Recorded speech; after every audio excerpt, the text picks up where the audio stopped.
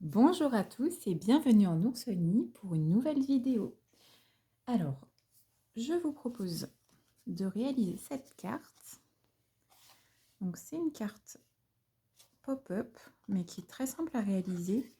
Alors là, c'est plutôt réalisé pour une carte de vœux. Et celle-ci, ça sera pour un cadeau de Noël, mais pour offrir une petite surprise. Donc en fait, l'histoire de cette carte, j'ai voulu reproduire un modèle et finalement au moment de la faire, j'ai commencé à bricoler, à vouloir détourner le modèle et puis finalement ça n'a plus rien à voir avec le modèle de base. J'ai essayé de penser ce modèle-là pour qu'il n'y ait pas de chute à la fin et qu'on puisse utiliser nos papiers avec des paysages qu'on n'a jamais envie de découper et donc de mettre les papiers en valeur en travaillant de manière un peu plus originale. Donc celle qu'on va réaliser aujourd'hui, ça sera pour fêter un anniversaire pour ma part. Et donc j'ai choisi ce magnifique papier. Donc c'est la collection Méandres des Prairies. C'est une collection qui est sortie il y a quelques temps en exclusivité en ligne. Et donc c'est vrai que j'avais eu un coup de cœur en le découvrant à l'écran. Et en vrai, ils sont vraiment superbes les papiers. Donc d'un côté, à chaque fois, c'est un tableau. En fait, c'est une artiste qui a réalisé donc chaque tableau au pastel. Et ça a été imprimé pour en faire un papier. Et de l'autre côté, c'est uni, si on peut dire, parce que c'est pas du tout uni. C'est pareil, c'est réalisé au pastel. Et donc il y a des fondus de couleurs qui sont vraiment très très chouettes. Mais encore une fois, c'est un papier qu'on n'a pas envie de découper parce que c'est un paysage complet. Et donc là, c'est l'occasion de garder cet esprit de tableau. Donc pour réaliser la carte, j'ai besoin d'une feuille A4 complète et de deux feuilles de papier imprimé en 6 pouces par 6 pouces. Donc idéalement d'avoir deux fois le même papier. Si on n'a pas deux fois le même, on peut réaliser évidemment la carte, mais on n'aura pas le même rendu. Donc toujours la même chose, pour choisir le papier cartonné, on se reporte à la liste des couleurs qui est rappelée dans chaque papier de papier imprimé. Et comme ça, on assortit très facilement. Alors l'avantage aussi de cette collection, c'est qu'elle a été réalisée avec énormément de couleurs différentes. Donc pour la sortir, on peut vraiment s'amuser. Là, je sais que c'est quelqu'un qui aime le rose, donc je suis plutôt partie sur le melon mambo. Mais voilà, on peut vraiment partir sur du bleu, du vert, ça marche tout aussi bien. Donc avant de commencer, je fais une aparté sur mon nouveau plan de travail. Donc c'est une plaque en verre trempé qui est absolument superbe, super pratique et super agréable aussi. C'est vrai que ça nous fait un beau plan de travail. Et donc en fait, c'est une plaque en verre qui n'est pas à la vente. Alors elle est fournie avec ce tapis en silicone et avec un chiffon pour la nettoyer. Alors le chiffon de super qualité aussi.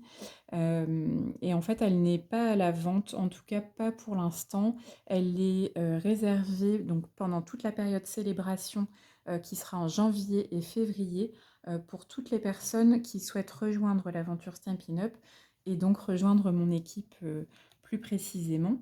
Donc voilà, nous on a eu la chance en tant que démonstratrice de pouvoir la commander. Les ventes ont été très courtes, ils en ont gardé suffisamment pour les nouvelles arrivées. Et du coup, voilà, ça sera un cadeau offert à toutes les personnes qui signeront pendant la période célébration. Et donc voilà, je confirme, elle est vraiment superbe et super pratique. Ça va me donner plein d'idées pour faire des fonds de cartes parce qu'on peut utiliser l'encre directement sur le plan de travail. Donc dès qu'il y a des résidus de colle, ça s'enlève hyper facilement. Donc voilà, petit aparté terminé. On va pouvoir commencer à réaliser notre carte. Donc, j'utilise le coupe-papier et on va commencer par couper notre feuille A4.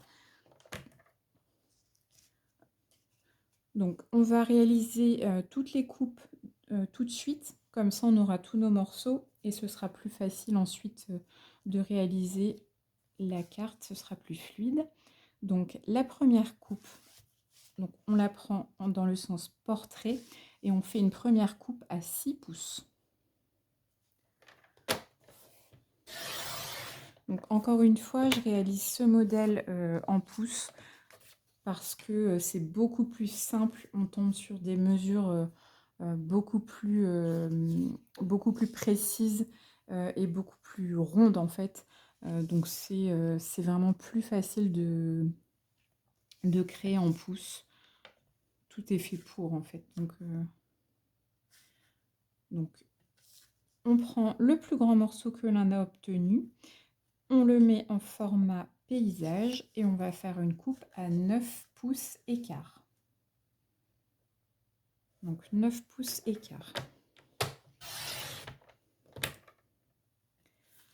Donc le grand morceau, c'est notre base de carte.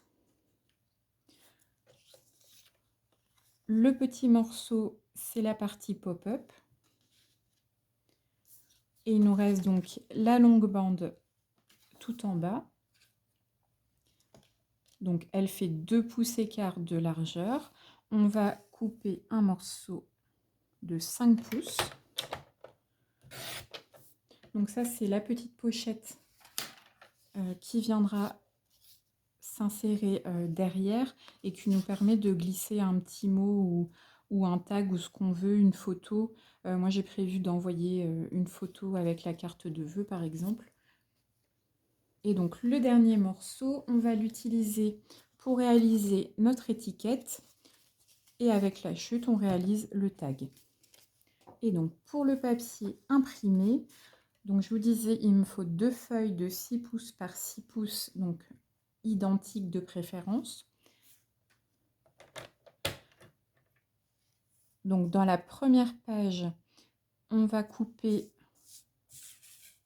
2 bandes de 2 pouces 3 quarts.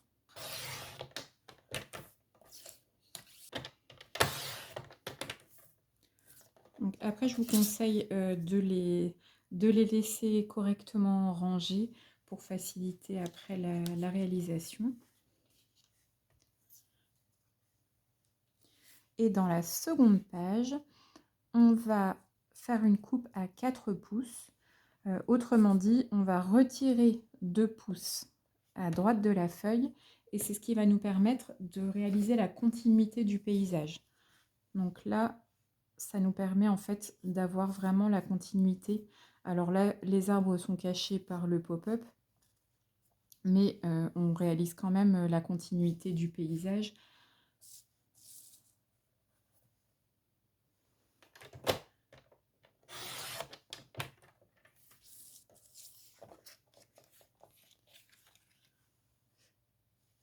Et donc, toutes les feuilles sont à couper à 5 pouces 3 quarts en hauteur. Ça aurait été mieux que je le fasse avant, mais j'avoue que je n'y ai pas pensé cette fois-ci.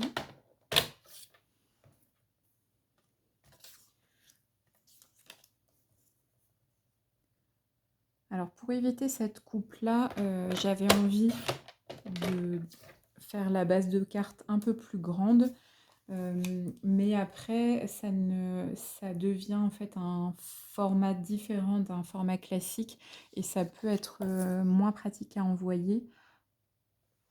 Après, on ne trouve pas forcément d'enveloppe adaptée. Donc, c'est vrai que j'ai plutôt choisi d'enlever cette petite bande que j'utilise après pour décorer un peu la carte. Donc, c'est pas perdu. Donc, je reprends la seconde. Donc, on a la bande de 4 pouces, la bande de 2 pouces. Et donc, la bande de 2 pouces, on va la recouper à 4 pouces. Donc, on obtient ceci pour la seconde feuille. Donc les petites chutes, vous les mettez de côté si vous les utilisez pour décorer la carte par la suite. Je garde le coupe-papier pour réaliser mes plis. Donc la base de carte, donc pour rappel, qui fait 9 pouces écart par 6 pouces. On va réaliser des plis à 3 pouces, 4 pouces et 5 pouces.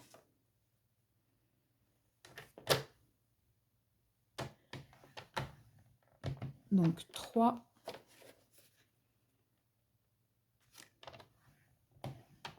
4 et 5 pouces. Le morceau de 5 pouces par 2 pouces écart, on va le rainurer sur 3 côtés pour réaliser la pochette du dos. Donc on va rainurer à 1/2 pouce tout autour.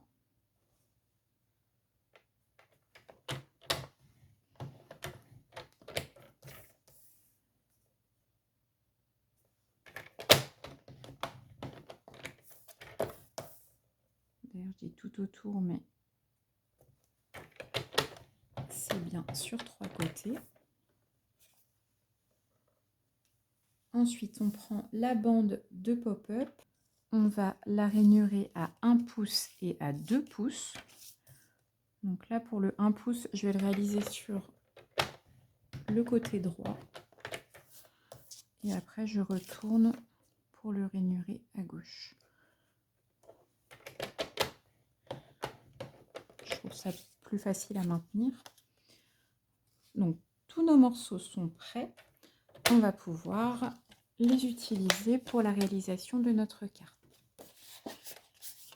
Alors, je reprends la base de carte. Je marque tous les plis avec le plioir en os. Donc, il faut bien insister sur le marquage des plis pour qu'elle reste bien plane pour pouvoir la glisser dans l'enveloppe. Et donc là, on va réaliser un pli pour former un W.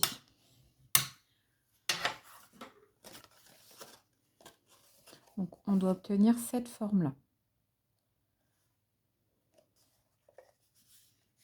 Et donc, ça viendra se plier comme ceci. On peut commencer à décorer la base de carte. Alors, je vais mettre les 2 feuilles sur le plan pour que vous voyez bien comment je m'organise.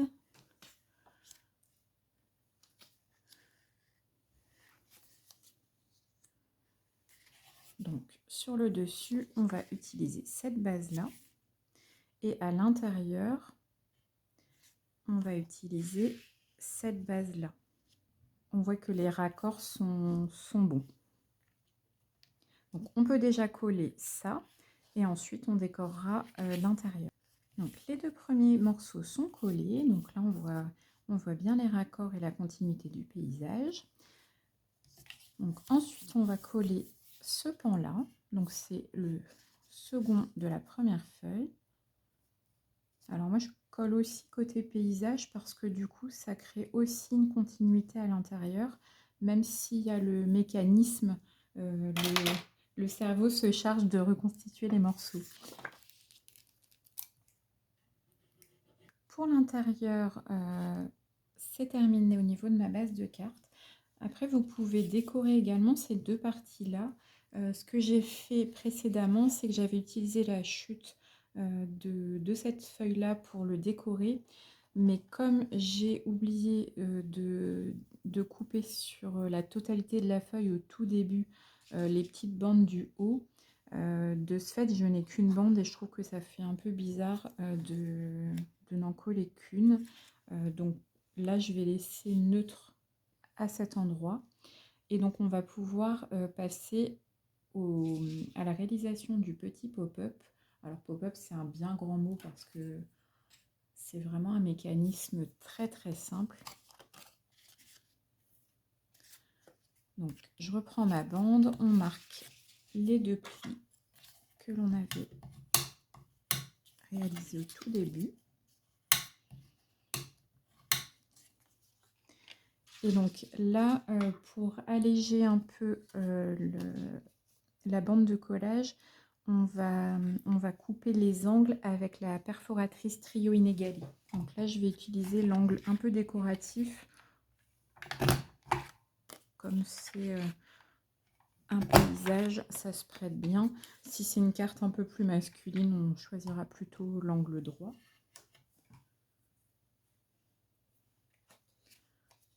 Donc, comme ça affine un peu, ça allège un petit peu.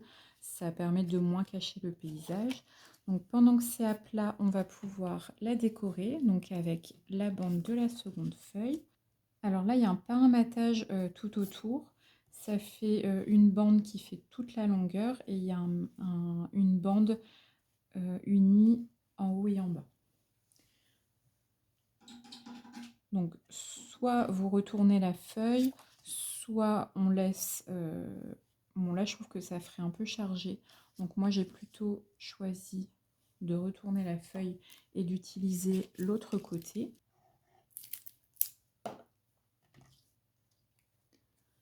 Et donc là, je vais plier pour m'aligner.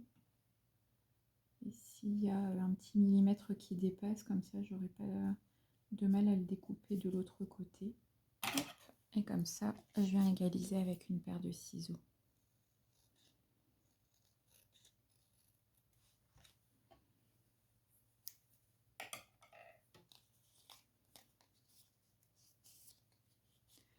Donc, il nous reste à coller le pop-up.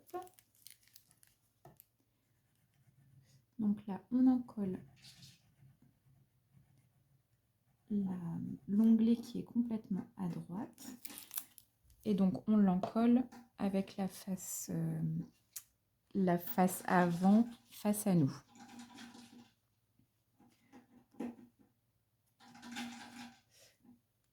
Et donc, on plie à ce niveau-là. Donc, c'est pour ça aussi que c'est intéressant de coller le papier imprimé dès le départ. Comme ça nous fait un bon repère et on ne se trompe pas au moment du collage. Donc, on plie pour cacher complètement le papier uni. Et on vient s'aligner sur le papier décor de la base. Donc, si ça nous met plus à l'aise, on peut faire une petite marque pour être sûr d'être au centre. Après, c'est pas une obligation non plus d'être au centre. On peut tout à fait le mettre tout en haut ou tout en bas. Ça dépend vraiment du rendu que l'on souhaite obtenir. Donc, une fois qu'on est aligné, on fait adhérer la colle. Et ensuite, on va coller la petite partie là. Moi, je me fais une petite marque au crayon parce que là, la bande ne va pas jusqu'au bout. Donc, si on met trop de colle, ça va être une catastrophe. Ça va encoller tout le mécanisme. Donc là, je me fais une petite marque au dos. Et donc, ça va me guider pour appliquer la colle. Après, on peut tout à fait le faire au scotch double face. Ça dépend ce qu'on préfère utiliser. C'est vrai que j'utilise plus facilement de la colle.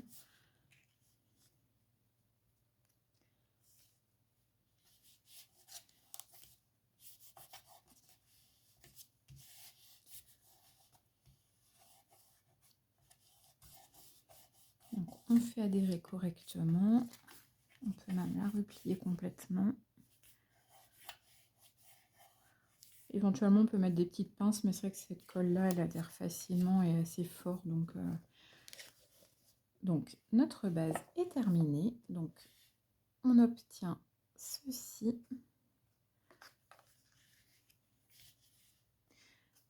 Donc, il nous reste à ajouter un sentiment, à finir la pochette au dos. Alors, là, pour utiliser cette bande, on va rajouter, j'ai envie de rajouter le petit rappel en dessous de l'étiquette. Donc, je vais couper une bande de 4 pouces dans ma chute.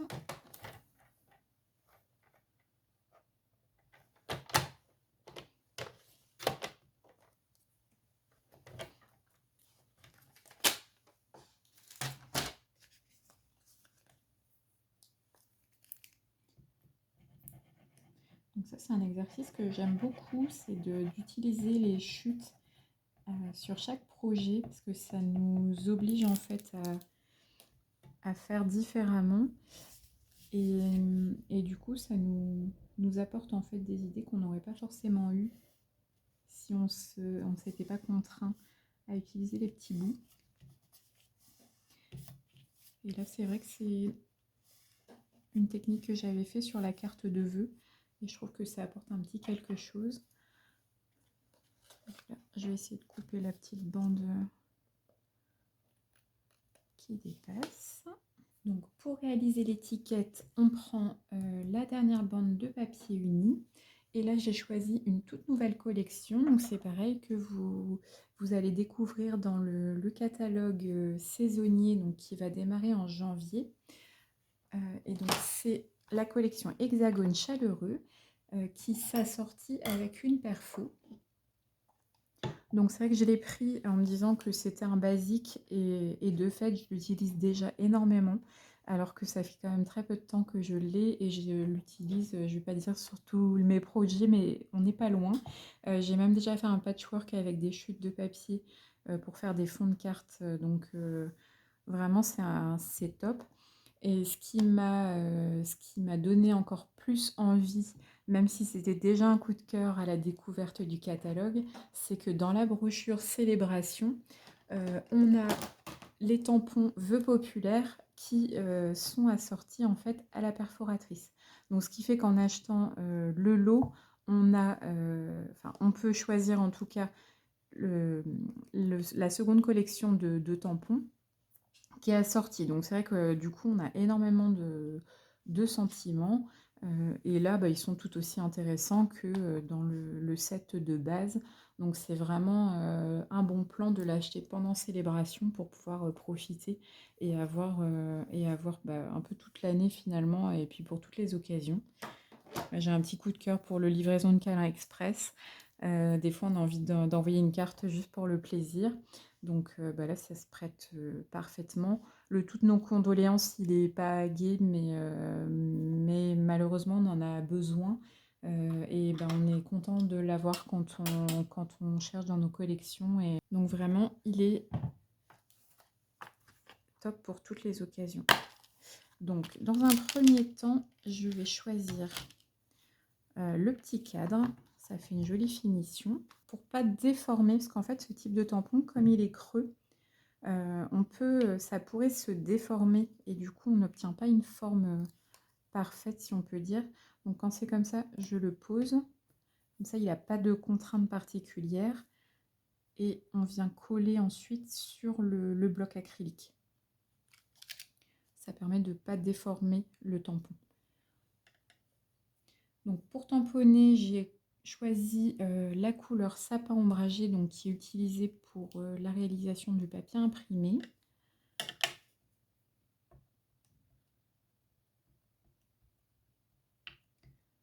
Donc c'est dans la collection des mini pattes d'encre.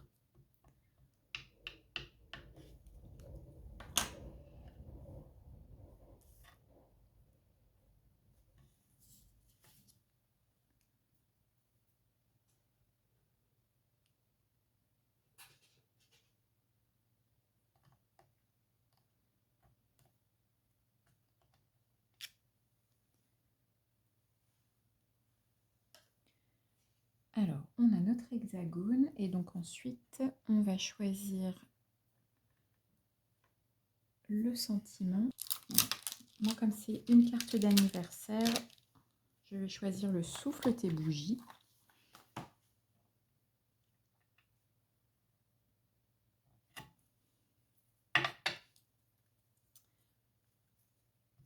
Et je continue donc avec l'encre sapin ombragé. J'ai pas envie de rajouter trop d'informations parce que le papier est sublime mais il reste assez chargé. Donc si on rajoute trop de fioritures et de couleurs différentes, ça va moins me plaire.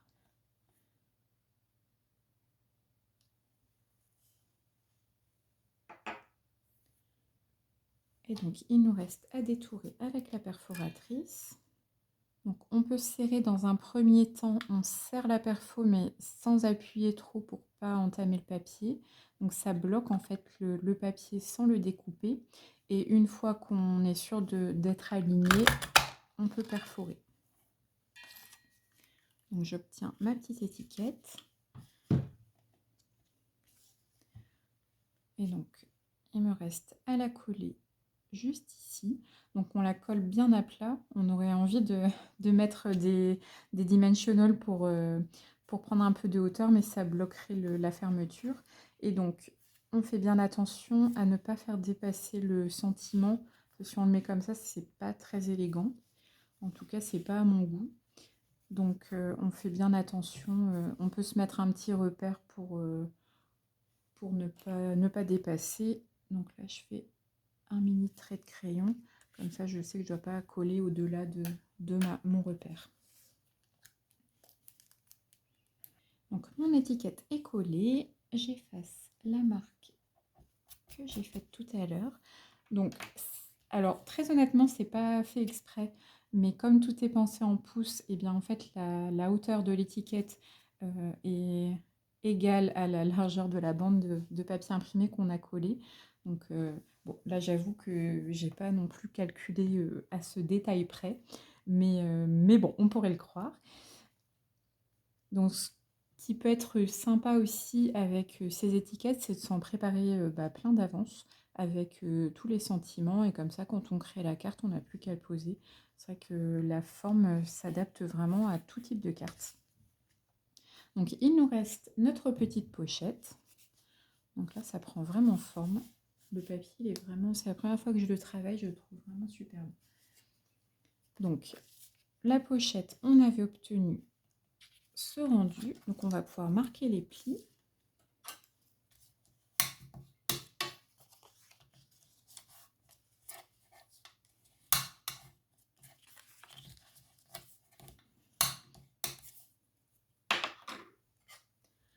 Donc, comme toujours, quand on crée une petite pochette, on va évider les angles.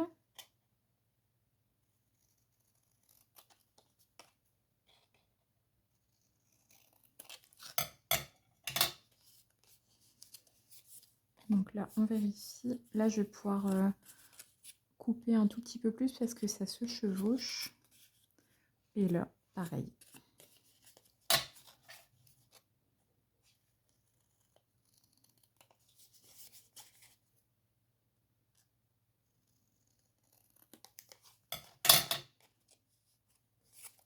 Hop. Donc là, il n'y aura pas de surépaisseur. C'est parfait. Et donc, j'avais envie de faire comme sur la carte de vœux. Là, j'ai gaufré en fait la pochette. Ça amène un peu de texture parce qu'on n'a pas de papier imprimé de ce côté. En tout cas, bon là, j'avais utilisé la dernière petite chute pour rehausser un petit peu. Mais c'est vrai que le fait d'ajouter une texture, ça me plaît beaucoup. Donc là, j'avais envie de reprendre cette idée. Et donc, j'ai choisi ce classeur de gaufrage. Et donc là, comme ce sont des fleurs, je trouvais que ça s'adaptait vraiment bien. Et donc on va centrer en fait en fonction du motif que l'on a envie de voir. Donc je vais vous montrer comment le passer dans la machine. Donc là c'est un classeur 3D. Donc le sandwich, on prend la plaque 1. Donc, de toute façon tout est rappelé sur la plaque numéro 1. Il y a tous les sandwichs possibles. On met ensuite le classeur de gaufrage, donc toujours le pli vers l'avant. Et ensuite, on rajoute la plaque spécialité numéro 4. Et on n'a plus qu'à le passer.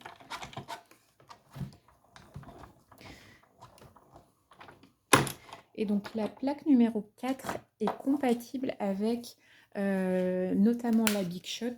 Donc, ça permet d'utiliser les classeurs 3D, même si on n'a pas la machine Stampin' Up. Ah ouais, j'adore. Donc, tout de suite, ça rajoute. C'est vraiment des petits détails. Mais c'est vrai que ça fait des jolies finitions et avec Bah, pas grand chose au final. Donc on en colle les onglets et on l'applique en centrant. Donc la pochette ne fait pas tout à fait la largeur de la carte. Alors c'est pareil, c'est fait exprès parce que la première, j'ai voulu faire vraiment la largeur de la carte. Et finalement, en fait, quand il y a 1 ou 2 millimètres qui dépassent, c'est vraiment... Ça gâche quand même pas mal la carte. Donc pour éviter ce problème, j'ai préféré faire un léger matage plutôt qu'avoir une pochette vraiment trop juste ou qui déborde. Donc là, après, on peut percer un petit onglet si on le souhaite. Moi, je préfère laisser la place au gaufrage. Et donc, avec la petite chute qu'il nous reste, donc là, je vais couper la partie perforée avec le coupe-papier. Bon, c'est la seule petite chute que l'on va jeter. Alors, je trouve qu'on s'en sort plutôt pas mal. Donc là, il nous reste un petit bout de papier décor. Donc, on peut éventuellement décorer le haut du tag avec, donc comme je l'avais fait pour celle-ci. Mais c'est vrai que ça fait pas toute la largeur. Donc, bon, c'est...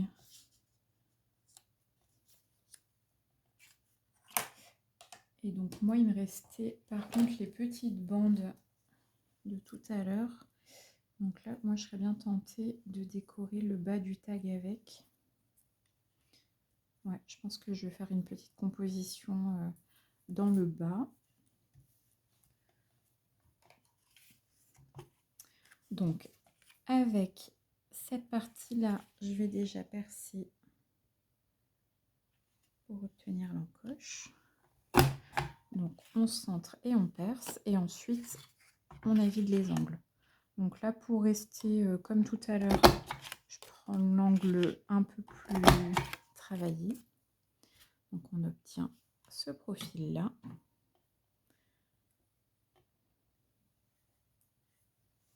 Donc, je décore le tag et je vous montre le résultat. Donc, voilà pour le tag décoré. Donc, j'ai simplement collé les bandes dans les espacements de plus en plus.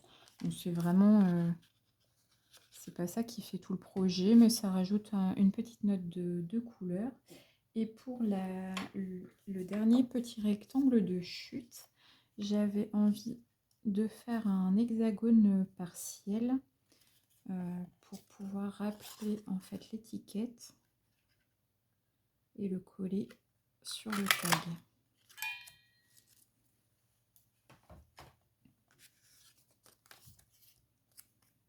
Donc le coller là ou en bas.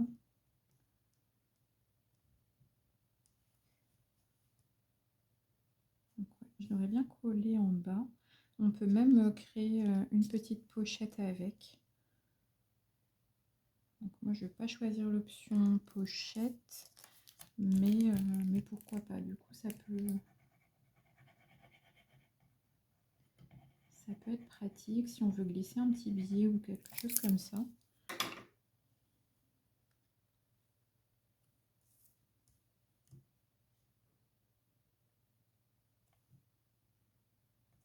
C'est vraiment plus pour le petit rappel et le clin d'œil.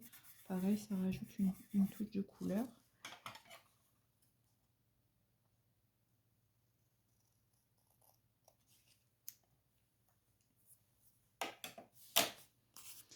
Et notre carte est terminée.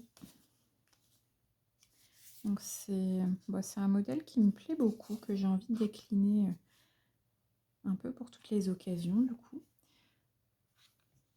Donc j'espère que ce tuto vous aura plu, qu'il va vous donner des idées, envie d'utiliser des jolis papiers qu'on n'ose pas forcément utiliser d'habitude.